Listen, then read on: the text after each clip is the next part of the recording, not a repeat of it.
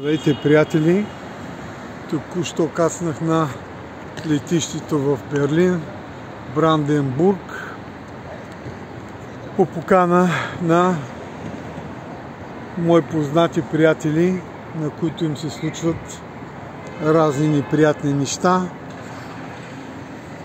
Ето ги, хората дойдоха с колата и сега ще ме вземат и ще идем в тяхната къща да видим какво се случва, защо се случва и откъде и защо идват техните проблеми и неприятности. Ори, идвам! Момент! На всички, които гледат и следят моя канал, следете какво се случва, как ще се случи и какво ще се намери в този дом.